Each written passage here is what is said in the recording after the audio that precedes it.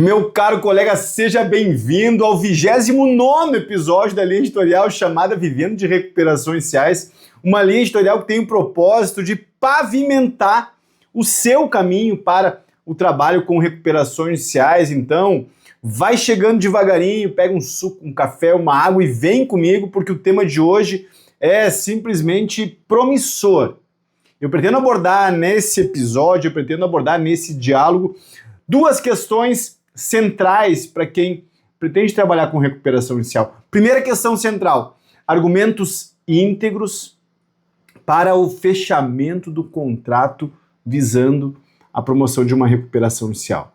Então, o primeiro tema da nossa conversa será, afinal de contas, quais os argumentos mais pesados, eu estou falando de persuasão, e ao mesmo tempo íntegros, agressivos sim, mas corretos do ponto de vista moral, ético, para você fechar o contrato.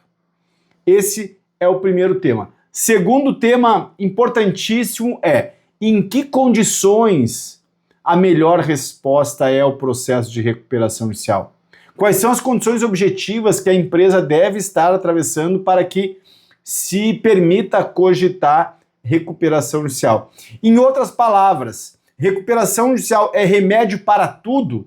Recuperação inicial serve para qualquer circunstância ou há circunstâncias objetivas em que recuperação inicial se coloca como uma alternativa e há circunstâncias em que ela simplesmente não se coloca? Tá bem? Então, são essas duas questões que eu pretendo enfrentar numa quinta-feira santa, conversando com você sobre recuperação inicial.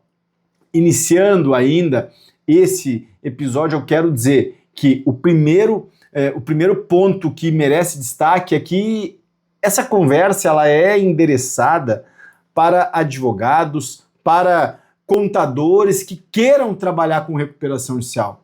Então, o advogado, o contador que está olhando esse mercado, percebendo que, esse mercado está muito interessante, eu estou sentindo que vale a pena trabalhar com recuperação inicial, é para esse camarada que esse momento se destina. Então eu estou conversando com quem pretende trabalhar com recuperação inicial, sobretudo advogado, mas também contadores, tá bem? Por uma série de razões, especialmente porque o mercado está extremamente aquecido.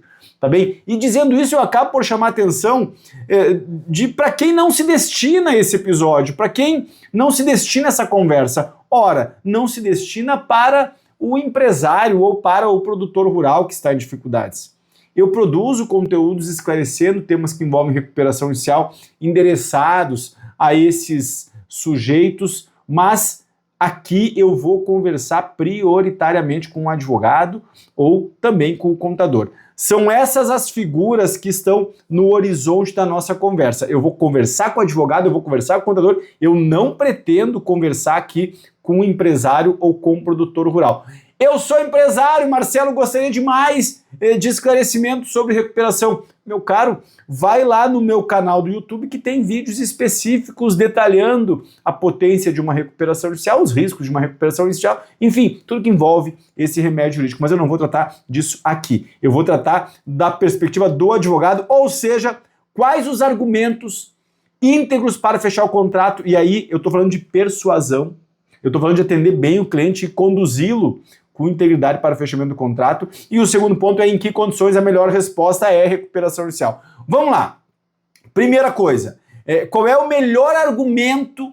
Olha só, Marcelo, eu quero trabalhar com recuperação inicial, eu entendi que o mercado de recuperações iniciais é para mim, eu entendi que eu posso ter uma boa remuneração, eu entendi que é possível ter honorários com regularidade no longo prazo, eu consigo planejar a minha vida trabalhando com recuperações iniciais, coisa que a advocacia convencional, aquela advocacia generalista não me permite fazer. Então, como é que eu faço para trabalhar com recuperação inicial do ponto de vista de fechar o contrato? Cara, você precisa dominar alguns argumentos. Você precisa saber algumas chaves de compreensão para apresentar no momento certo. E eu vou traçar aqui todas possíveis. Se você quer trabalhar com recuperação inicial, eu recomendo que você pegue um papel e uma caneta e anote, tá bem? Porque cada ponto que eu vou destacar aqui merece a compreensão e eu vou dizer mais, merece ser decorado. E vamos lá. primeiro aspecto que você precisa colocar na mesa quando está conversando com um potencial cliente. O potencial cliente endividado, o agente econômico endividado, ele em geral tem insegurança com relação à recuperação judicial. Normal. Você vai levar ao Poder Judiciário o seu endividamento. Então, é natural que se tenha insegurança também, porque quem vai decidir pelo sucesso ou não da recuperação judicial são os credores. Então, normal que se tenha essa insegurança. Buenas, Nelson, buenas. Essa insegurança ela é convencional. A pergunta que eu quero responder para você é: como eu demovo o meu potencial cliente dessa insegurança? É sobre isso que nós vamos tratar em um primeiro momento. Eu vou abrir aqui uma espécie de caixa preta de argumentos para você apresentar, que são argumentos íntegros e que fazem o cliente compreender por que o melhor caminho é a recuperação judicial. Então, o primeiro argumento, para começar a demover essa insegurança, eu gosto de utilizar o seguinte número: 88,4% dos planos de recuperação judicial são aprovados. Meu caro colega, de cada 100 planos, 88 são aprovados. Pense do ponto de vista analógico. Pense, por exemplo, se nós estivéssemos diante de um tratamento de saúde. Você ia duvidar em aderir a um tratamento de saúde cujo êxito é de 88%?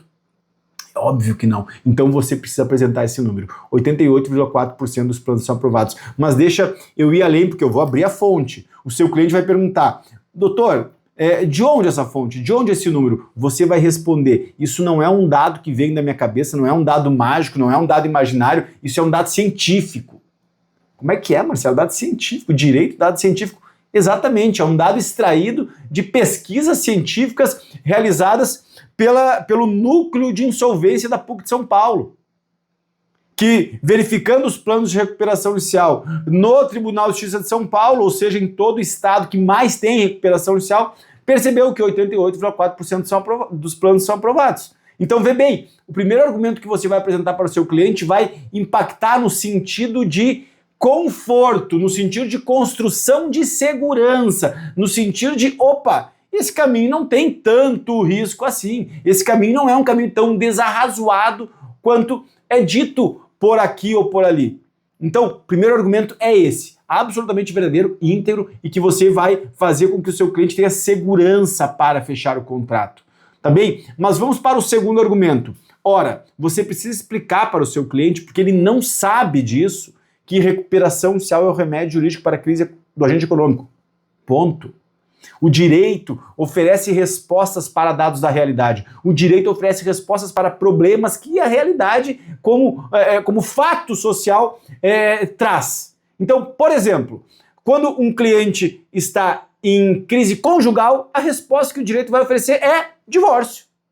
Quando um cliente tem um abarroamento do veículo, tem uma colisão de veículos, tem um dano moral e você vai ter uma ação indenizatória.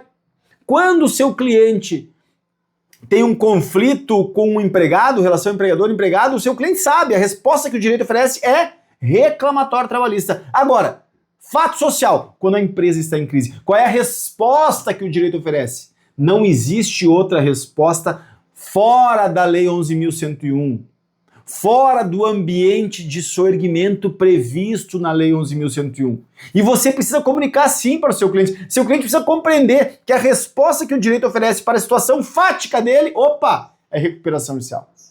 Portanto, ele não está enveredando para a margem da lei, ele não está tangenciando o que o direito entrega. Pelo contrário, ele está exercendo um legítimo direito. Vê como colocando nesses termos fica muito mais confortável decidir pela recuperação judicial, e isso é simplesmente uma absoluta verdade. Eu vou além, porque eu quero lhe ajudar a fechar contratos com integridade. Então, nós vamos usar argumentos? Sim, mas todos os argumentos que nós vamos utilizar são absolutamente íntegros e, são agressivos também, porque nós não estamos aqui de brincadeira. Tá bem? Então, esses dois argumentos são importantes, mas nós vamos além. Qual é o único lugar do direito? Olha só.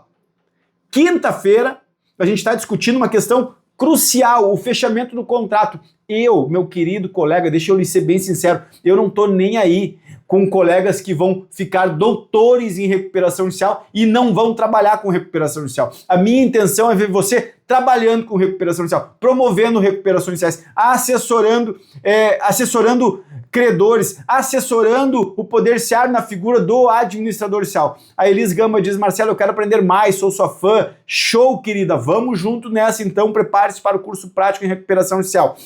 A minha intenção, repetindo aqui, é ver você trabalhando com recuperação judicial.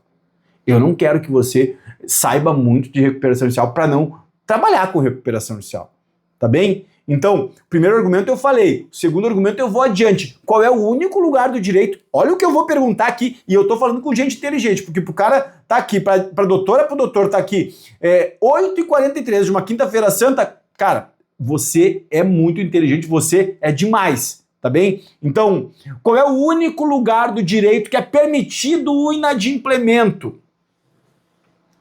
Vai vendo como eu vim quente. Qual é o único lugar que o direito ampara a inadimplência? Qual é o único lugar que você vai encontrar na lei o direito de não adimplir os compromissos firmados? O único lugar que existe no universo jurídico brasileiro que permite o inadimplemento, mais que isso, que impõe o inadimplemento dos compromissos porque o pagamento importa em fraude a credores. Opa, depois eu vou nesse passo se vocês quiserem. O único lugar é a recuperação judicial. Logo, quando você estiver conversando com o seu cliente, olha o que eu vou dizer. Isso aí, Nelson. Quando você estiver conversando com o seu cliente,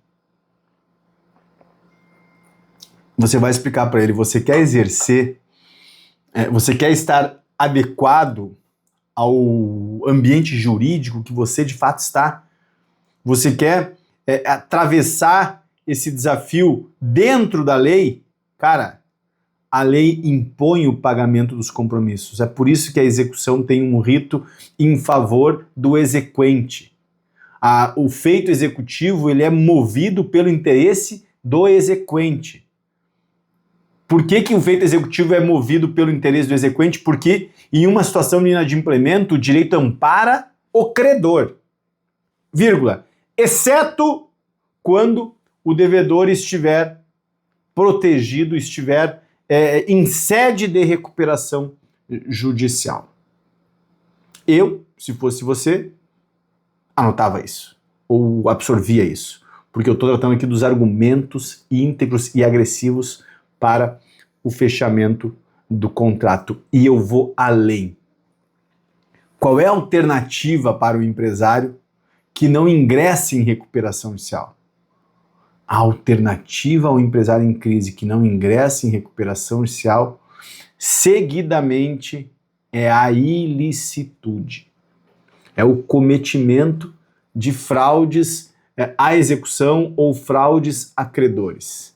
Eu dou exemplo: transferência do estabelecimento, esvaziamento patrimonial, contas paralelas, CNPJs artificialmente criados.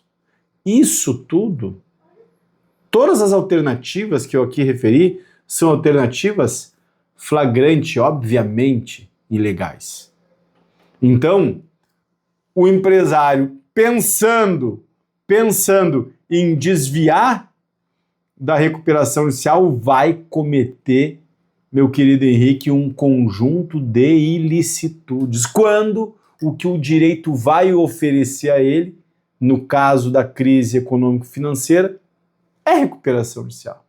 O direito não vai oferecer a criação ininterrupta de novos CNPJs. O direito não vai oferecer uma blindagem patrimonial com desvio de patrimônio. Isso tudo está no âmbito da fraude.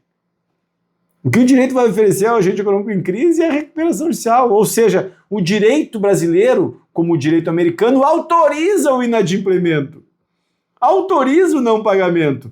E isso precisa ser comunicado, e é por isso que a primeira questão dessa conversa, a primeira questão que nós estamos abordando aqui é como convencer com integridade o cliente a fechar o contrato de recuperação judicial. Todos os argumentos que eu trouxe aqui são argumentos absolutamente jurídicos e científicos, porque 88,4% dos planos são aprovados, esse é um dado científico. Deixa eu dar só mais um número, 63%, anota isso, Eu até acho que eu me estendi aqui, acho que eu exagerei, mas 63% das empresas que ingressam com o pedido de recuperação judicial saem vivas do processo de recuperação judicial.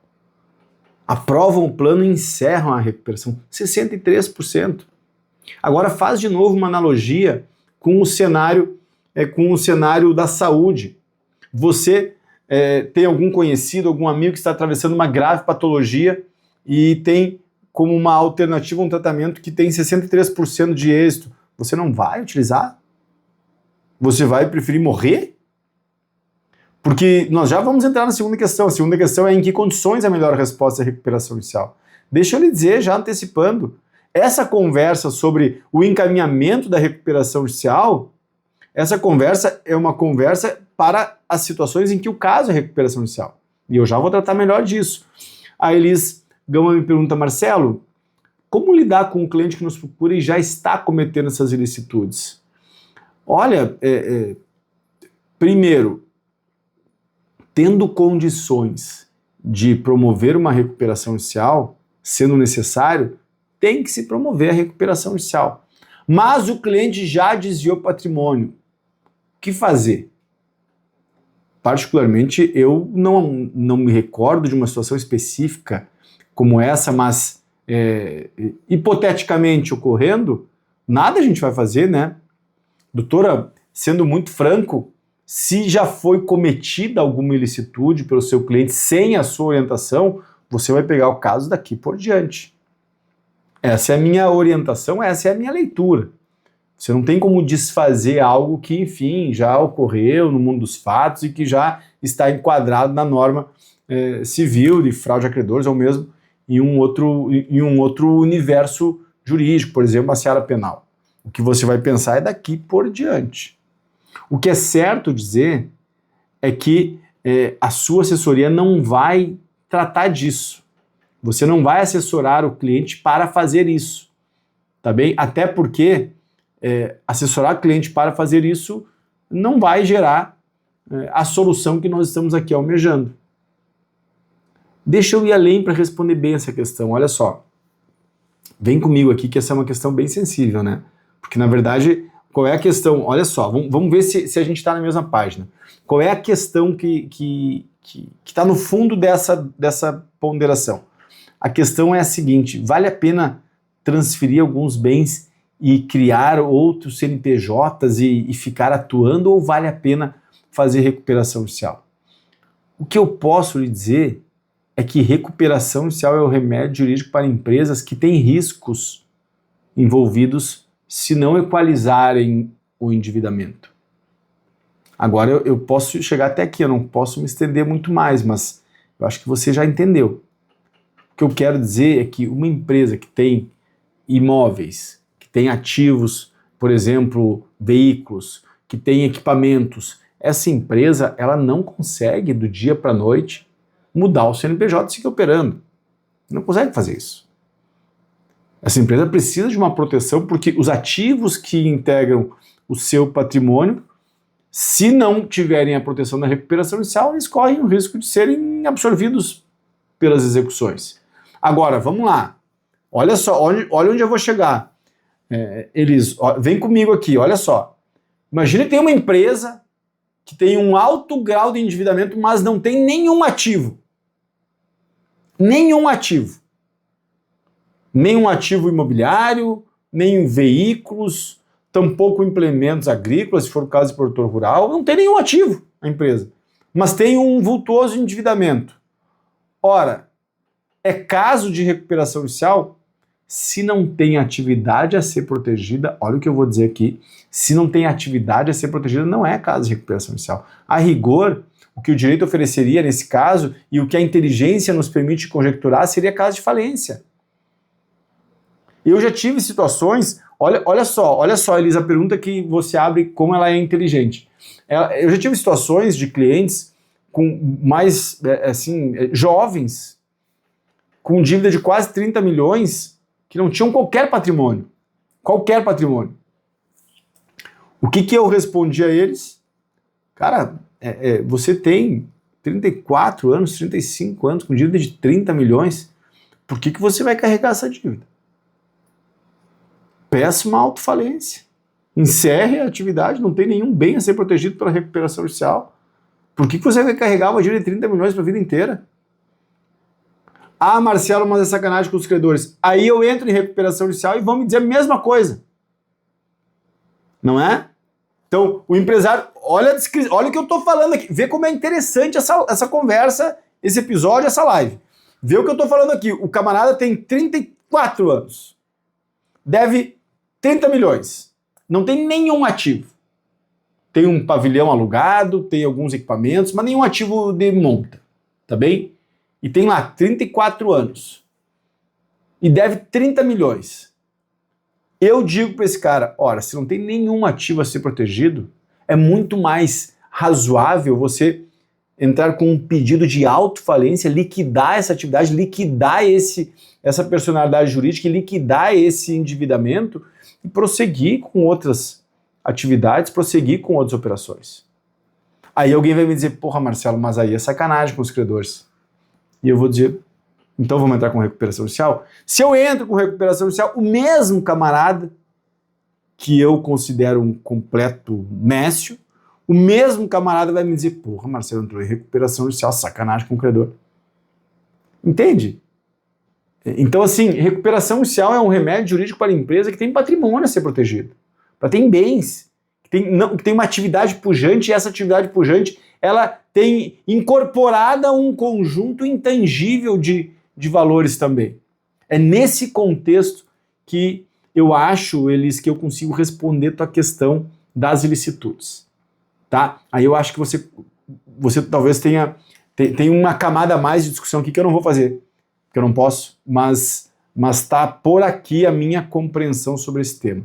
Tá bem? O Nelson me ajuda aqui dizendo, Marcelo, se não tem garantia de patrimônio, não faz nenhum sentido recuperação judicial e sim falência. Perfeito. E aí que eu vou só fazer uma vírgula para você concordar comigo, Nelson, e fechar o raciocínio com a Elise, dizendo o seguinte, se não tem nenhum patrimônio, talvez também não vale a pena pedir falência. Talvez valha a pena, deixa, vamos ver o que vai acontecer. Vamos ver o que vai acontecer, deixa as execuções andarem.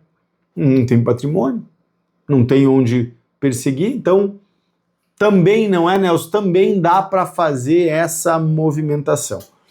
Tá? Mas o primeiro capítulo que eu queria fechar aqui são os argumentos íntegros para o fechamento do contrato, pensando na recuperação judicial. Vou agora só nominar. Primeiro argumento, 88,4% dos planos de recuperação judicial são aprovados. Domina esse número. Tá? Da onde esse número? Um dado científico do Observatório de Insolvência da PUC de São Paulo. Observatório de Insolvência da PUC de São Paulo. Guarda. Segundo dado, a resposta jurídica para a crise do agente econômico é recuperação judicial. Portanto, fato social, crise empresarial, resposta, recuperação judicial. É o que o direito entrega. Terceiro argumento, número importante, 63% das empresas que ingressam em recuperação saem da recuperação, tudo certo. Tá? E eu vou dar mais um argumento. Tem um princípio maior que alimenta, que ilumina esse processo, que é o princípio da preservação da empresa. Então, o artigo 47 é o vetor orientador do processo de recuperação judicial, e o artigo 47 vai deixar patente que a recuperação judicial deve ter como principiologia maior a preservação do agente econômico viável. Então, todos esses argumentos são importantes para, com integridade, explicar para o empresário por que nós estamos diante de um remédio potencialmente resolutivo. Por que potencialmente resolutivo? Porque, vamos lá, né? Vamos lá. A resolução só vai efetivamente ocorrer se a empresa produzir dinheiro. Não vai ser o advogado que vai pegar o cheque e vai fazer o pagamento do endividamento. Que vai fazer isso é a empresa que está em atividade. O que se protege na recuperação judicial é, sobretudo, a atividade empresária. Tá bem? E aí a gente fecha essa primeira parte desse primeiro bloco que diz respeito a argumentos íntegros para fechamento do contrato, e eu vou para o segundo tema, segunda questão desse episódio, que é em que condições a melhor resposta é a recuperação judicial? Em que condições a recuperação judicial é imprescindível? Se você não souber disso, meu querido colega, você pode errar feio E você não vai errar feio, porque você vai dominar agora comigo os argumentos. Esse episódio é feito para advogado, para advogada que vai trabalhar com recuperação judicial. Então, nós vamos conversar aqui do ponto de vista da orientação, do olhar, da perspectiva jurídica. Tá bem? Qual é a condição que a empresa demanda recuperação judicial? Primeiro lugar, a empresa precisa estar passando por algum risco de perda patrimonial. Algum grau de risco. Marcelo, me defina o grau de risco. Não tem como definir a priori o grau de risco, mas deve existir um risco. Eu nunca entrei com uma recuperação judicial quando esse remédio jurídico era, por assim dizer, evitável. Nunca. Eu só entrei com recuperação judicial quando não existiam outras alternativas a serem perseguidas. Ou o meu cliente entrava em recuperação judicial, ou logo ali na frente nós teríamos a consolidação de uma propriedade fiduciária, uma execução potencialmente gravíssima para o fluxo financeiro da empresa, ou a busca e apreensão de bens essenciais. Se não está posta nenhuma dessas situações, de fato não é caso de recuperação judicial, o que não quer dizer que a empresa não esteja em crise. A empresa pode estar em crise, mas não ser o caso de recuperação judicial. Tá bem? Mas eu já vou me estender mais nisso, eu vou responder essa pergunta, e para a recuperação judicial precisa necessariamente ter receita ativa, né? Claro, pergunto, pois, como abriram outro CNPJ e concentram a maior parte dos contratos novos? Claro, pode. Isso é praxe, isso é possível acontecer.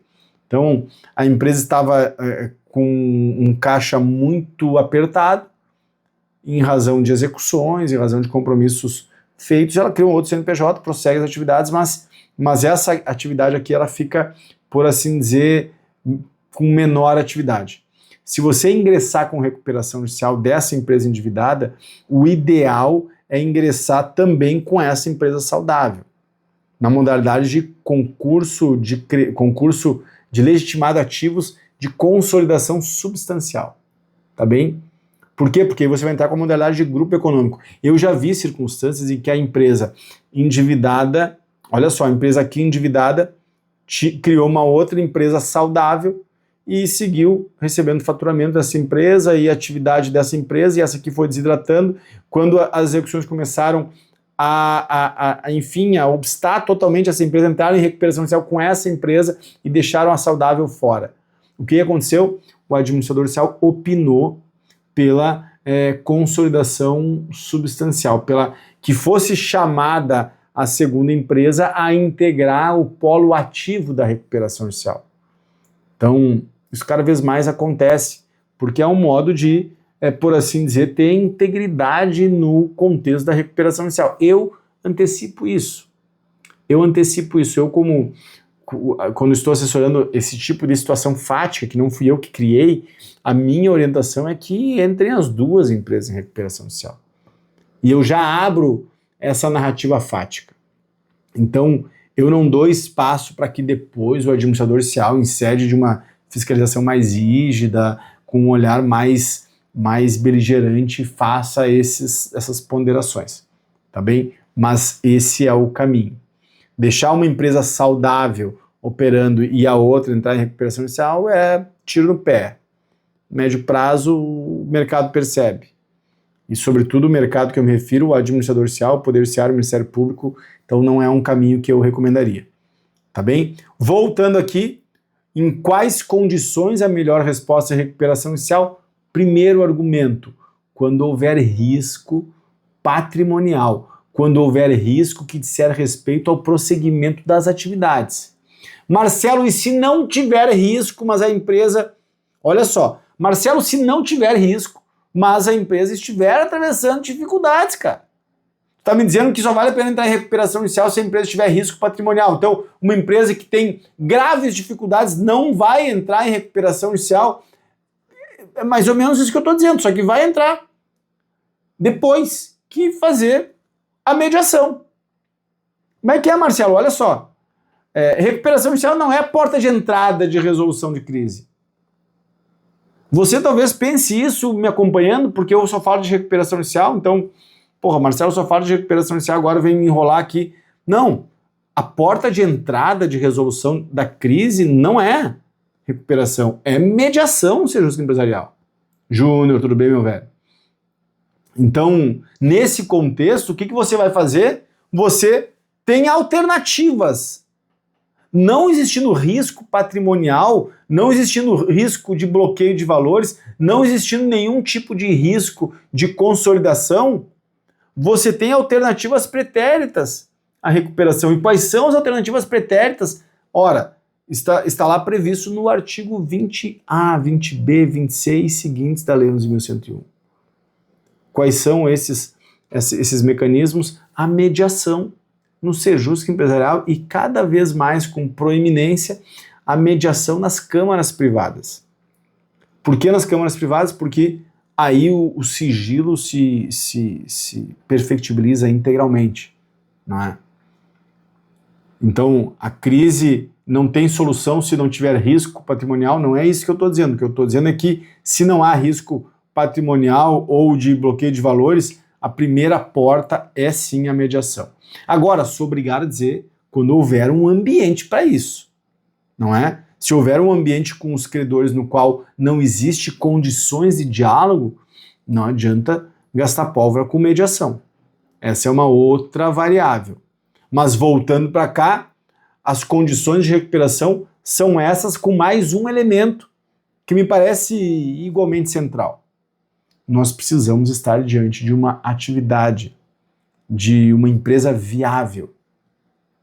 Não existe recuperação inicial de empresa inativa. Eu, por produzir tanto conteúdo sobre recuperação inicial, seguidamente sou questionado, sou consultado para fazer recuperações iniciais de empresas que não estão ativas há 2 anos.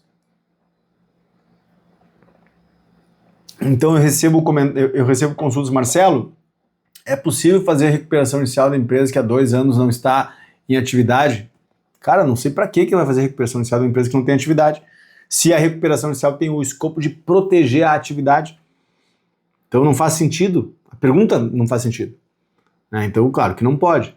Agora, a empresa tendo a atividade, outra pergunta importante ligada a condições objetivas para a recuperação inicial. A empresa tem atividade, mas o faturamento é baixo e o endividamento é alto. Cabe recuperação inicial? Claro que cabe.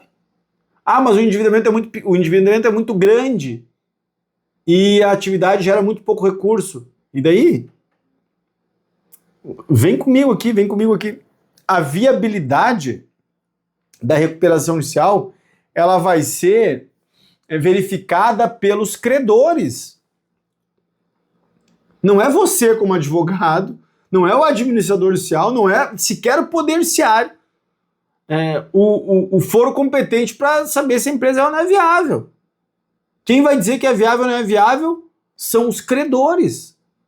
É para isso que existe a Assembleia Geral de Credores. Marcelo, me dá um exemplo estapafúrdio, um exemplo limite, quase enlouquecedor. Eu vou dar um exemplo e você vai me entender. Imagina um restaurante que deve 10 milhões. Restaurante que deve 10 milhões, tá bem? Faturamento diário dele, 3 a 4 mil reais. Vamos botar 5 mil reais para ficar mais fácil a matemática. Vamos imaginar que ele trabalha 6 dias na semana, tá bom? 6 dias na semana. 6 vezes 5 é 30 mil, né? 30 mil vezes 4, então ele deve faturar 120 mil reais bruto mês, tá bem? E deve 10 milhões. Vamos imaginar que esse restaurante tem uma margem líquida de, sei lá, restaurante, comida, vamos botar uma margem alta, 20%. Pô, isso é uma margem altíssima, tá bem? Então, ele fatura 120 mil, ele tem a margem para começar a pagar de 20 mil reais por mês, né? Para ser bem criterioso, 24 mil reais, tá bem? 24 mil reais não paga os juros da dívida de 10 milhões. Você concorda comigo? Pensa em 10 milhões. Juros, os juros de uma dívida de 10 milhões. Bota 1% ao mês, uma dívida de 10 milhões, o juro é de 100 mil reais. 20 mil reais não paga nem os juros. Agora, imagine que esse restaurante não tem nenhum ativo. Imagina que esse restaurante não tem nenhum tipo de bem a ser perseguido pelos credores. Imagina que a empresa, o restaurante tem um galpão, uma peça alugada e tem a sua atividade. Tá bem? Se ele entrar em recuperação judicial, ele vai apresentar um plano dizendo o seguinte: eu vou pagar nos próximos 10 anos 20 mil reais por mês, tá? E o valor além disso eu vou ter em deságio. Eu vou apresentar em deságio. Imagina isso, Elis. Então você vai apresentar um plano assim como eu estou descrevendo. Eu não estou com o celular aqui para fazer o cálculo, mas vamos lá, deixa eu pegar o cálculo aqui do meu computador. Vamos lá, olha só. O plano vai ser o seguinte: 24 mil vezes 120, tá? Ou seja, olha só o que eu estou propondo aqui. O cliente pretende pagar 2.880.000 em 10 anos, com 3 anos de carência. Ele precisa. Tá bem? Porra, uma dívida de 10 milhões. Quem vai analisar a viabilidade, segundo a inteligência do sistema de solvência previsto na Lei 11.101, quem vai analisar se é mais confortável aceitar ou não aceitar esse tipo de proposta são os credores. O administrador judicial não tem nada a ver com isso. Né, Brunão? Mais que isso, o juiz não tem nada a ver com isso, ele não é competente para analisar.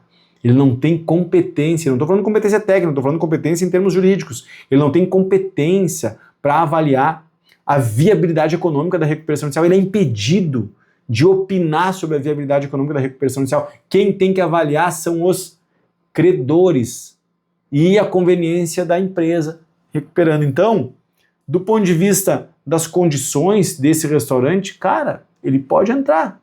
Ele pode apresentar como pagamento o plano que eu aqui desenhei rapidamente, brincando com você. Agora, quem vai decidir isso são os credores. Quer ver como uma coisa doida? Talvez seja interessante para os credores aceitar esse plano. Aceitariam um deságio de 70% ou 80%, mas receberiam alguma coisa, porque numa falência não receberiam R$1. Mas deixa eu comprovar para você, do ponto de vista lógico, jurídico e econômico, porque essa recuperação judicial merece ser defendida.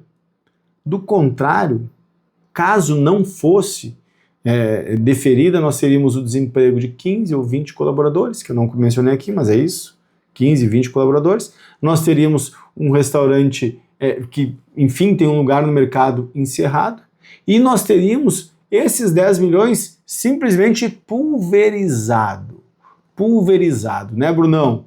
Tudo bem, meu irmão? Obrigado por dizer grande mestre Marcel, sabe muito, meu querido, quem sabe muito é você. Aliás, seguidamente, Brunão, Nelson, o pessoal pergunta sobre o Fórum Permanente, pergunta se vale a pena, o que é o Fórum Permanente. O Fórum Permanente é o espaço em que semanalmente a gente se reúne para discutir questões práticas que envolvem recuperação judicial. E a gente faz isso para afiar o machado e, a gente acaba encontrando grandes amigos, a gente acaba fazendo um ambiente de network espetacular, né? E o Brunão está aqui para não me deixar mentir, que é o nosso modelo, né? O Brunão é o cara mais bonito do nosso fórum. A gente sempre vê ele chegando no fórum e fica com inveja, porque ele faz aquele negócio do... Como é que é, Brunão? Visagismo, O Bruno faz visagismo, é lindo. Né? A gente vai fazer também, eu vou fazer também. Só que antes eu vou implantar cabelo, né, Bruno? É uma questão necessária. Mas grande abraço aí, meu velho, viu? Então, eu tô falando aqui, voltando para cá, eu tô falando do segundo tema, as condições que a melhor resposta é a recuperação judicial. E encerrando esse segundo tema, eu vou dizer o seguinte: visagismo. Que é show, não faz, né? Encerrando esse segundo tema, quando a empresa tiver um patrimônio a ser protegido, quando o patrimônio estiver em risco, quando nós estivermos diante de risco de caixa, a recuperação se faz necessária. Então você compreendeu comigo hoje quando recuperação judicial é o melhor remédio, e você também compreendeu comigo hoje quais os melhores argumentos para o fechamento de contrato. Eu vou encerrar essa live com uma sacada interessante aqui. com uma conversa. A Rafa tá brigando comigo aqui porque tá gravando, né, amor? Tá gravando. Mas eu vou encerrar aqui com uma pitada de prospecção. Como é que você vai chegar no cliente? Você vai chegar, Guilherme, meu parceiro, também integrante do Fórum Permanente, né, Guilherme? E que é um ambiente maravilhoso, né? Mas encerrando aqui uma pitadinha de prospecção. Como é que eu chego no cliente? Você tem duas alternativas. A primeira alternativa é você correr atrás do cliente. É correr atrás do cliente, é perseguir o cliente, é saber quem está em crise e ir atrás. Não é a melhor forma de fazer de fechamento de contrato, não é a melhor forma de alcançar clientes, não é a melhor forma de se posicionar. Mas é possível, né? É possível fazer isso. Que não é a melhor forma. A segunda forma, que é a forma que eu oriento fazer, que tem técnica para fazer e que dá excelente resultado, é criar um ecossistema a fim de que o cliente chegue até você. O que eu estou querendo dizer com isso? Ao invés de você perseguir o cliente correr atrás de você. Você inverter essa lógica. É possível fazer isso. Eu vou explicar detalhadamente como fazer em um passo a passo muito coerente, prático, que muitos colegas já fizeram. Eu vou explicar como fazer isso no curso prático em recuperação inicial. Tá bem? E aí, a partir desse diálogo que a gente fez nesse episódio, Rafa, foi nesse episódio, não foi... tá brigando comigo porque tá gravando, mas com esses conteúdos que a gente gravou nesse episódio, que depois vai estar lá no YouTube, a gente fecha o raciocínio a fim de arrombar o mercado de recuperações iniciais, porque esse é meu propósito. Eu tô aqui em uma quinta-feira, 9h14, 9h15, conversando com você sobre recuperação inicial por uma única razão. Eu quero explodir o mercado de recuperações iniciais ainda mais. Eu quero criar um time que eu já estou criando, a gente já tem esse time, mas eu quero incrementar esse time de colegas que defendam com intransigência a recuperação inicial. E esse ambiente de defesa intransigente de recuperação inicial pretende tão somente inverter a curvatura da vara. A gente vê a Globo, a gente vê qualquer meio de comunicação, a gente vê o valor econômico, a gente vê, enfim, o conjunto de meios de comunicação e você percebe que existe um viés negativo de recuperação inicial. Pois bem, eu estou propondo a gente criar um viés positivo, um viés que pretende preservar empregos, um viés que pretende preservar os credores como um todo, por paradoxal que pareça, a recuperação inicial protege credores, e um viés que, inclusive, preserva o interesse do fisco, na medida em que evita uma falência. Tá bem? Então, é esse movimento de defesa intransigente, incansável e que não recua, que eu estou construindo e faço questão de convidar cada advogada para fazer comigo. Tá bem? A Elis diz, Marcelo, no Fórum Permanente tem advogadas, mulheres? Claro que tem grandes advogadas. Grandes. É um mercado, Elis, que cada vez mais é ocupado por mulheres. Não tenha dúvida disso. Tá bem? A doutora Daniele, a doutora Solange, a doutora Viviane, dentre outras, a doutora Karen, tem muitas colegas que estão nesse mercado e eu vou te dar o motivo. Muitas mulheres têm uma sensibilidade para compreender dinâmicas de crise. Talvez sensibilidade maior, talvez sensibilidade mais fina. Então, sem dúvida é um mercado ocupado aí por mulheres qualificadíssimas. O que eu quero dizer aqui é que não é um mercado mais ou menos machista que outros mercados. Tá bem? Para não ficar adorando nenhuma pílula aqui. Não é um mercado mais machista que a seara criminal. Não é um mercado mais machista que o direito civil. Não. O que tem de machismo ou não tem de machismo está em linha com outras áreas do direito. A grande diferença é que é um mercado muito mais promissor e que retira do dia a dia do advogado a exclusividade de peticionamento. Então, o advogado normalmente tem uma rotina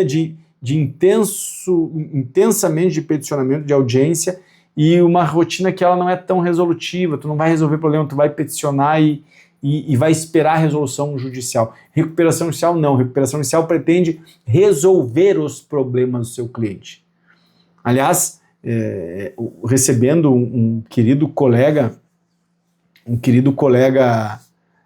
que entrou no Fórum Permanente, o Jean, queridíssimo, numa reunião de recepção, de uma espécie de mentoria, não me lembro meio porque a gente fez aquela reunião, ele disse: Marcelo, eu tô, cara, encantado com o mercado de recuperação iniciais porque eu já tô de saco cheio do direito. Né? Um advogado mais maduro, dos seus 40 anos, disse: Marcelo, eu tô de saco cheio do direito e eu encontrei no mercado de recuperação iniciais um jeito de trabalhar com o direito sem ficar de saco cheio com o direito. Assim. E é mais ou menos isso, a gente dá uma risada porque é mais ou menos essa impressão que eu tenho também.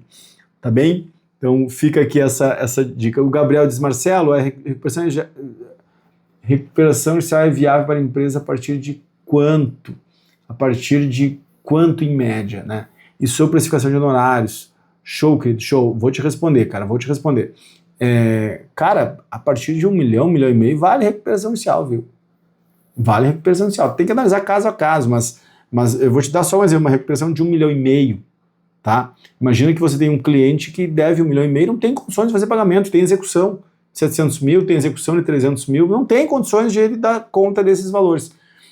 Tá bem? Mas ele tem uma atividade que fatura 400, 500, 600 mil, tem uma margem aí de 10 a 15%, ou seja, tem uma margem de 50, 60 mil. Você pode entrar em recuperação judicial com esse cliente. Eu já entrei em recuperação desse tamanho, já aprovei plano por adesão, né? E alongar essa dívida em 100 meses. Ele vai gostar disso, você vai gostar disso, os credores, não sei se vão gostar, mas é problema deles, não é? Mas é possível fazer isso, sim. Tem espaço, tem espaço. A partir de 1 milhão, sem problema nenhum. Né? Agora, o que vai acontecer, Gabriel, a hora que você entrar nesse mercado, cara, você vai entrar com recuperação de 2, 3, 4, 5 milhões, aí você vai querer pegar de 10 milhões, aí você vai querer pegar de 20, aí você vai querer pegar de 50 milhões. E não vai se dar conta, meu irmão, que a de 3 ou 4 milhões é melhor, porque ela tem mais ou menos caminho pavimentado, ela é mais tranquila e ela também é altamente rentável. Vou tratar disso no curso prático em recuperação inicial, participe que você vai ver, tá bem? E claro, vamos tratar disso também no curso prático da precificação dos honorários, especialmente pelo horário, ou eu faço uma outra live aí ao longo da sexta, sábado, domingo, tá? O Francisco me diz: Marcelo, estou escrevendo um negócio sem querer aqui. O Francisco diz: Marcelo, boa noite, estou chegando agora e maravilhado pela aula didática e clareza suas explanações, muito grato.